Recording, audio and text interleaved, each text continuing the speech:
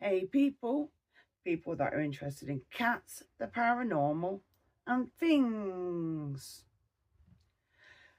Right, I'm going to talk about a subject that isn't very good, and then I'll show you a few pictures afterwards. Basically, I had another cat put to sleep on Friday of last week. And basically, it was Athena's sister, Circe.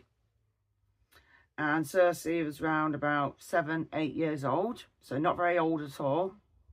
Basically, as I've tried saying a few times, that years and years ago, in my old house, my youngest daughter brought in a cat that was sick, and he infected all my other cats.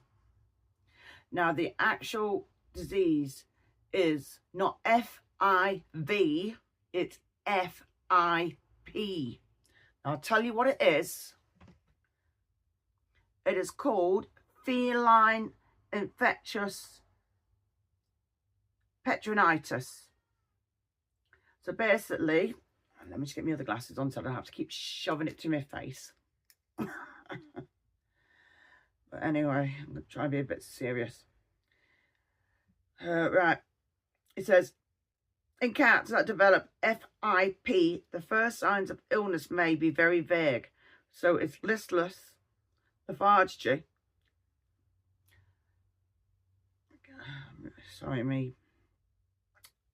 decreased or absent appetite, weight loss, and fluctuation. Right. It says, how long do FIP cats live? This leads to either an influsive or non-influsive clinical presentation, depending on the host's immune response.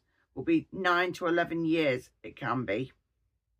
Feline infectious peritonitis is considered an incurable disease, with survival times varying from days to weeks for the exclusive form and weeks to months for the non-efflusive form. Right.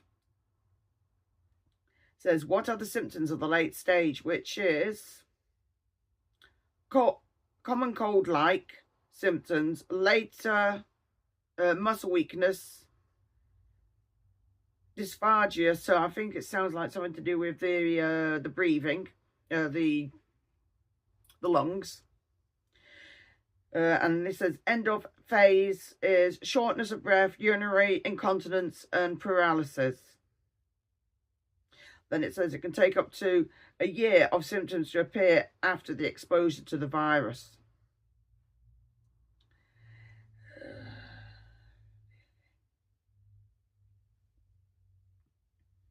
So there's a few of them. So it's parts of FIV, but FIP is what FIV turns into. And basically, it is fatal. And yeah, it's horrible. It really is horrible.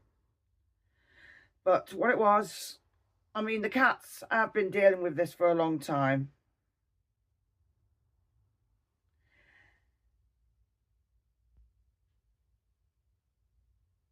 And I'm actually just looking about if cats can get vaccinated against it, and they can't. The task force lists the feline infectious peritonitis vaccine as not generally recommended. So they don't even recommend it. So Circe was Athena's sister. I can only assume, because this is what we noticed, was Athena died last year just before Christmas, and it just seemed to affect her sister greatly. I mean, they were both very close sisters. I got both of them together. Beautiful little girls. Athena was slightly bigger than Circe. And there were always two peas in a pod. Always them two. And Circe was the vocal one, whereas Athena was the quiet one. But Circe, she would come up to you and she would, like, you know, meow at you to come and stroke her. And Athena was different. She'd come and sit on your knee. Circe wasn't one for being picked up, but Athena didn't mind. So that's how different they were, but that's how they both moulded together. So anyway, it was just the last week or so. It was like she was eating, but when she was going to the toilet, it was just basically falling out of her. Like Athena. Athena was doing the exact same thing. And obviously, when you're constantly cleaning it up, it's an absolute pain in the neck. But obviously, you're going to clean it up because it smells. So we're cleaning it up. She was being sick, so we're cleaning that up as well. But then the thing that became more worrying was her stomach started bulging, but yet you could see her backbone sticking out. And she was eating. I was giving her up to nearly 2 pouches twice a day.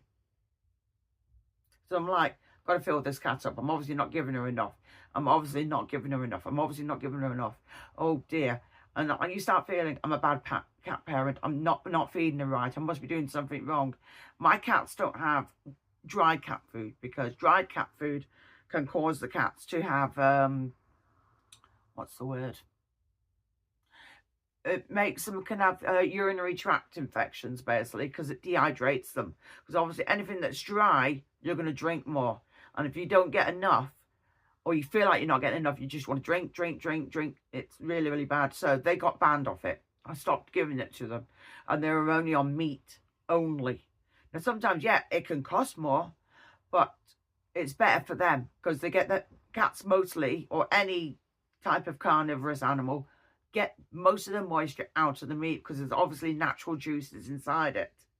So that's what they were getting. But Circe and a few of the other cats would get pushed out by the bigger cats, so they would eat on their own. And then I got concerned about what they were eating. So even though the tins that they were having was meant to be grain-free, I put them on something a bit more expensive, which is meant to be grain-free and all the rest of it.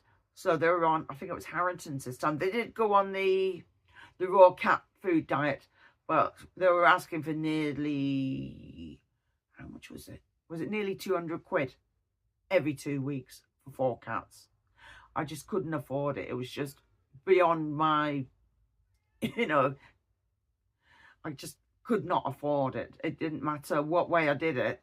I would have just left myself in a lot of problems. So they went on to this one called Harrington's, which is pretty good as well. It's not a rubbish cat meat, but because it's only got 85 grams in it, they would get 2 pouches each. So obviously it didn't last very long, but I didn't care, because how I see it is they're getting what they need. So, and we'd sometimes add a few vitamin supplements to it as well to, try and boost the immunity, which helps them as well. But it was just like, after Athena passed last year, it was just like on and off. Circe would start going a bit sickly, and then she'd be all right. Then she'd go sickly, and then she'd be all right. But then we looked, and her stomach was bulging underneath. Now, I do have pictures, and if you actually look in the pictures, you can see the way her stomach is bulging. And they actually asked at the vet, oh, is she pregnant? And I said, well, no, she's not, because I've had, all my cats are done. There's no way there's any chance there's going to be any kittens born here. They've all been done. All my cats have been done. They've all been chipped, all the rest. I made sure that all got done, because I just didn't want any more. So they said, they asked a few things, and they asked about, is she eating and she's drinking? And I'm like, well, yeah, she is. She's eating and drinking. So they took her in, and they did a scan on her. They said, oh, take her in for a scan and all the rest of it. They thought she was going to fight them, and like, yeah, we might have to, sedate her and stuff like that. Can we cut her nails? I'm like, yeah, do it. But they came back out and said, no, she just lay there and let us do it. We didn't need to do any of that. I'm like, yeah, well, she probably will. It's the way the cats have been brought up. They get loved and cuddled, and I'll sit there and I'll cut the nails. I mean, I get the odd one that tries to pull away, like to say, oi, get off, I need that. But majority of the times, I've been doing it since they were young. So they're used to me grabbing hold of them, cutting the nails, cleaning their ears, wiping them up. They're used to me doing it. I've always done it with my cats. So anyway, like I said, they told me she had fluid in her stomach and that she had fluid on her lungs, and basically she was deteriorating. And they said they couldn't even look at her internal organs. There was that much fluid because it was that bad. And they said she was basically deteriorating. And basically I rang up Simon and let him know what was going on. And he just said, well, we're just going to have to let her go. We can't leave her in this pain. We're not being nice to her. Which is true. We were letting her be uncomfortable, be upset, have all these medical problems. She was not having any life, and it was not fair on her. So he said before we let her go, he actually, because he had been at work, he says, you know, he turned around and says, will they hold on until I come from work and come to the vet? And the vet very nicely held on for him to turn up to see her, to basically say goodbye to her. So he actually was there when she passed. But we were in like a cabin. It's an extra extension onto the vets, because sometimes any dogs or cats that get really, really upset, they now bring them to a quieter part now, which is it's a good idea. So we're in there, and basically because there was a door, I let her out of the cat carrier. You'll see it's a blue cat carrier, and I had the lid off, and she was actually just sat in it. And then after a while, she walked around. So that's why you'll see like various parts of the actual part of the surgery, but it's an actual large area. So she was allowed to walk around. And then, hi baby, eventually she got on my coat and just got comfy. So because I actually got off the chair and she wanted to lie on my coat, so I let her lie on my coat. I'm like, yeah, of course you can. You go and lie on my coat. So she actually did lie down on my coat. And Simon eventually turned up. And basically he was going over, giving her cuddles and, you know, telling her how much he loved her and all the rest, you know. I mean, I'd already done that, but I was saying it anyway. And then the vet came in, and she basically, what they do is they put a fluid into the actual tube that they've got in the leg that's directly into the vein, and they flush it through to make sure it's clear, because obviously you don't want your pet having an agonizing, you know, when they're on the way out, when they're getting put to sleep.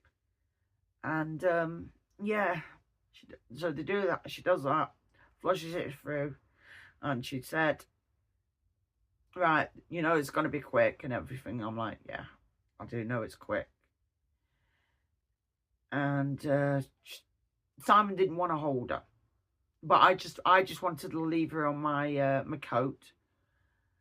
But obviously I told them to put a blanket or something underneath her, because obviously when you pass, even if you're in hospital or anywhere, when anybody goes, everything goes in your body, and you'll end up, you know, wetting yourself, soiling yourself, could be anything. Everything will go. And I just thought, please put a blanket underneath it. I need to go home in that coat. So they put a blanket underneath her, and she wanted to stay. She wanted to stay there. She was comfortable. We were not moving her. So yeah, they put the needle into the actual tube that they had to her vein, and yeah, she peacefully passed away. Now, Simon's decided on the same box as Athena, but a different colour, and everything else is getting the same as well. I am still going to get my tattoo done of Athena, but obviously I need to get some money together to do it, which I am doing, because basically it's to represent Athena. Circe will have to be at a later stage, but I will do it. I mean, at the end of the day, I do love my cats. It's just, it's annoying this disease has developed. Otherwise, yeah. I mean, I don't want any more cats. Not until there's a way to eradicate this disease completely. Because at the end of the day, bringing another cat in would be sentencing them to a premature unaliving. Because obviously you can't really say the other word, sorry. And it's not fair on them. I am not allowing that to happen. Now, I think I've got a few little bits on film of Circe in the surgery, and there is photographs. I might have shown some during this. I don't know, because I have this habit of forgetting and then just leaving it to the end. But yeah, Circe, yeah, she was a loving cat. I mean, as you've seen when Kronos comes up, that's what Kronos does, the cat that he's in before. He'll come up, you put his head up to you, and he'll let you kiss his head. Or sometimes he'll give you both cheeks to kiss both his cheeks. Because from day one, that's what I always did with him. I'd kiss him on his cheeks or on his head, give him cuddles. So it's things that the cats have all been brought up with. So that's why they are the way they are. So I'm sorry, this is a sad one this week. So yeah, it's not very good. So I can't say I hope you enjoyed this video, but I hope this video has given you some information about what's going on. So any more that do pass, I will obviously be upfront and let you know what's going on. And yeah, that's one thing that somebody said to me about, there is meant to be an injection, and even in the text there saying there is something, but it's not really, it might not be effective. And the problem is the effectiveness of the injection, whether it works or not. You're paying £4,000 to £6,000. That's just money I have not got. You know, I have only so much money. I don't even get anything off YouTube yet because I don't make enough views. People think when you're monetized that you get lots and lots of money. Oh, I so wish. I really do wish. I'm lucky to get a couple of pennies per video. It's not good.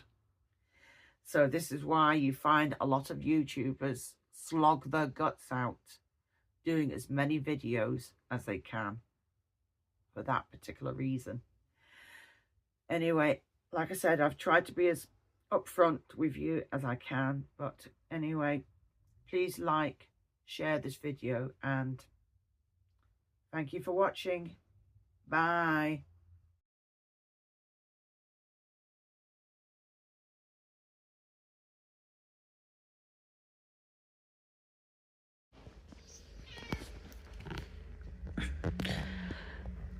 Just waiting for her dad to come. So it's not good.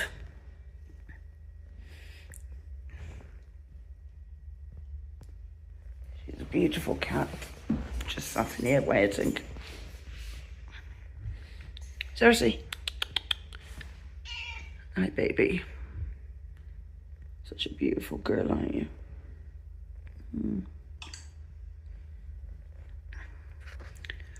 Why does it have to be so hard? But yeah, you can see her stomach. And we just can't leave it. But FIP is such a horrible, horrible disease.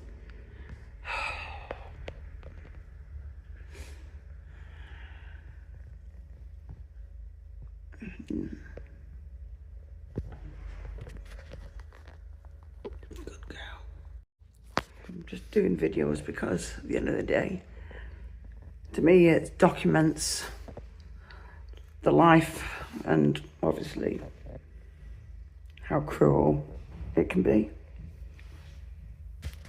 I sometimes wonder why life is so fragile and cruel. Like, we have these beautiful babies and we love and care for them, but then they are taken away from us in such a cruel way. You just can't fathom it. I mean, Circe's 7. might be 8 actually, but that's not the point. Point is, you want them here forever. And now I'm down, after her, it'll be down to 2 black cats, and it's like, I always used to say her and her sister was just a, you know, the duo together. Whoops. Oh, she's gone underneath me. Circe. Oh. I think she just wants to hide, to be honest. Oh, you're there. Oh, hello, baby. You come up. Come on, come to mummy. Good girl. You come and sit in with me, are you? Yeah. I know I love you too. Your dad will be here soon. She's currently on my coat and obviously in the chair that I was sat in. I'm not going to deny her it because obviously she's going to get whatever she wishes for.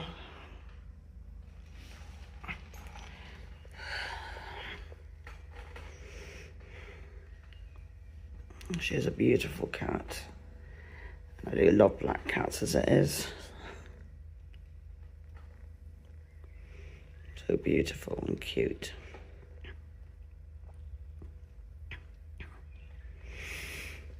You